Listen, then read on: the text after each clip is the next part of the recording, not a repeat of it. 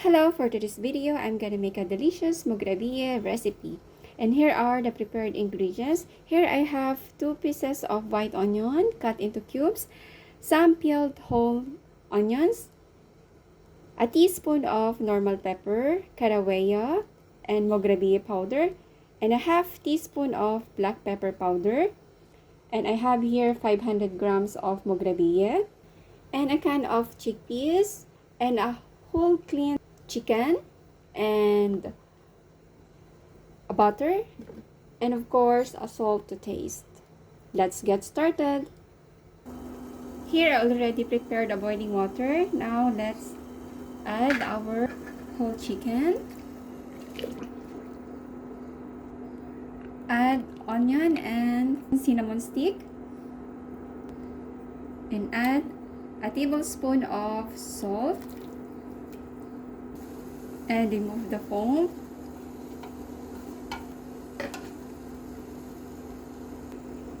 Once cleared from the foam, let's cover it and boil the chicken for about 30 to 45 minutes in high heat. And after 45 minutes, let's check our chicken. Our boiled chicken is already done. It's tender. Let's set aside. With our cooking pan, let's put tablespoon of cooking oil.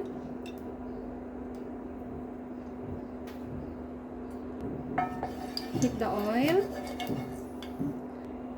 When the oil is hot, let's fry our whole onion.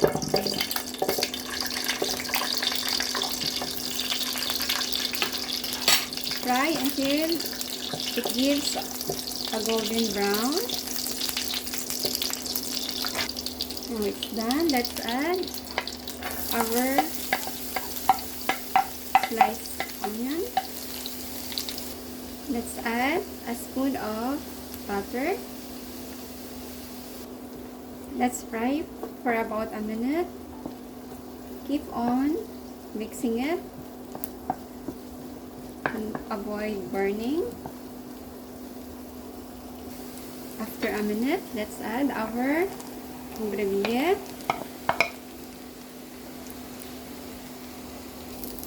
Let's fry for also about a minute.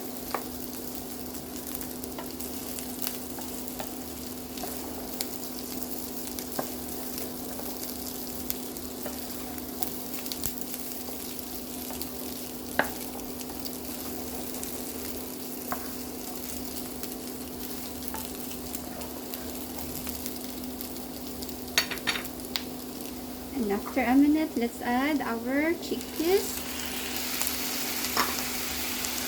And let's add our prepared spices. Add a teaspoon of salt. And combine all together.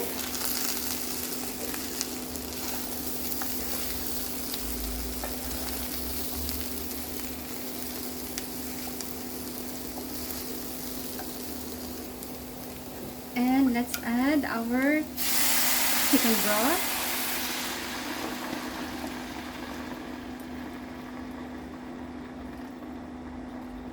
Enough to cover all our Moghrabieh.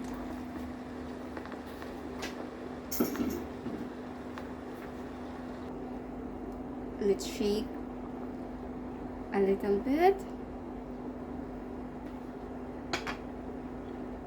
And let's taste, adjust the salt. It's yummy. Cover it and let it boil for about 15 to 20 minutes or until it cooks. And after 15 minutes, let's check our Moghrabieh.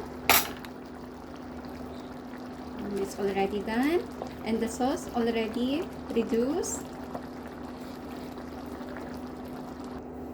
Smells so good.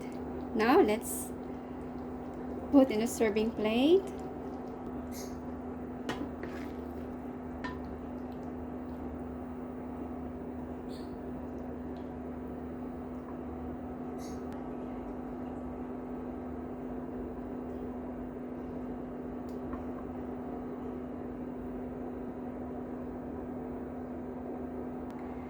Let's add some boiled chicken.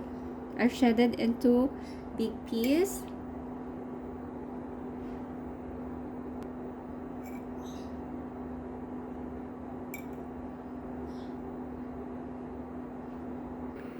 And our delicious Lebanese Moghrabieh recipe is ready to serve.